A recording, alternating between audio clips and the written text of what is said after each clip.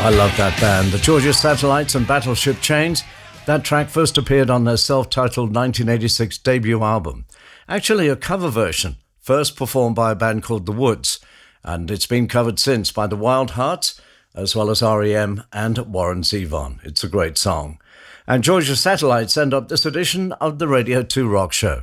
Thanks as always to Liz, Queen of Rock Barnes from Listen, who produced the show for Radio 2. Don't forget to hear the show again on BBC Sounds or listen live on BBC Sounds and subscribe if you haven't already done so. Coming up next, Neil Tennant and Chris Lowe from the Pet Shop Boys are here with their unpredictable party playlist. I'll be back with the Rock Show next week. Don't forget we're moving. I'll see you at the brand new time of Friday at 11 o'clock on the 15th of July. And I'll be back tomorrow with some sounds of the 70s from 3. Till the next time, take good care. This is Radio 2 on the BBC Sounds app, on your smart speaker and on 88 to 91 FM. BBC News at 9 o'clock. This is Nikki Cardwell. The Chancellor Nadhim Zahawi and the Transport Secretary Grant Shapps have joined the growing list of senior Conservatives hoping to succeed Boris Johnson as the party's leader and Prime Minister. Both have said they would reduce taxes, in contrast to the former Chancellor Rishi Sunak, who entered the contest warning that such promises were unrealistic. A report in the Mail on Sunday says the Foreign Secretary Liz Truss will launch her campaign on Monday, also with a promise to cut taxes.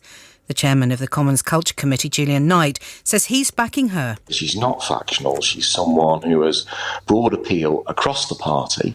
She's a really warm person, a sense of humour. She's the longest-serving cabinet minister. And I think that she will have a plan to get us out of what the torpor we're in economically right now, which is 70-year high tax burden on people. Other contenders include the Attorney-General Suella Braverman, the former Equalities Minister Kemi Badenoch and the Chairman of the Foreign Affairs Committee Tom Tugendhat. The former Health and Foreign Secretary Jeremy Hunt is also expected to enter the race. The Defence Secretary Ben Wallace, who was seen as a favourite, has said he will not run. The Sri Lankan President Gotabaya Rajapaksa will step down next Wednesday. It follows a day of mass protests during which his residence was seized by demonstrators who also set fire to the private home of the Prime Minister. Protests have been taking place in Sri Lanka for several months after the government ran out of foreign currency, which means it cannot pay for essential imports. Kalani Kumarasinghe from Sri Lanka's Daily Mirror says life has become unbearable. People are finding their meals unaffordable at the moment. People are foregoing their meals. There are reports that children and expectant mothers have foregone their meals. Doctors can't get to hospitals. Patients can't get to hospitals. And just this last couple of weeks, people were all unable to commute to work because there was not a drop of fuel to be found. A Tesco store in Rutherglen in South Lanarkshire has been evacuated after a woman was stabbed. The victim's condition is not known. A 34-year-old man has been arrested. The UK Health Security Agency has issued a heat health alert for parts of the UK, with temperatures predicted to reach 32 Celsius for the next few days.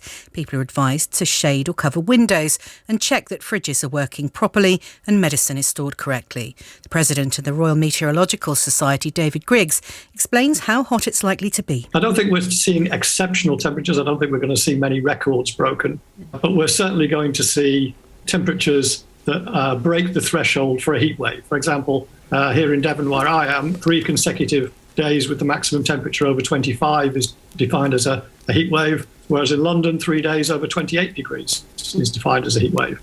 And the women's singles title at Wimbledon has been won by Elena Rybakina from Kazakhstan. Don't get over enthusiastic in the hen house. Sure, hear me frightening my girls.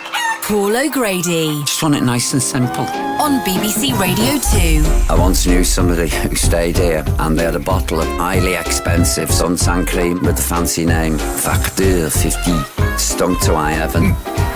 And I slathered the pigs in it. Shrimp crackers. Said, I'll buy another one. Still waiting. Paul O'Grady. Sunday afternoons from 5 on Radio 2. Or listen now on BBC Sounds. The following programme was first broadcast in 2021. BBC Radio 2.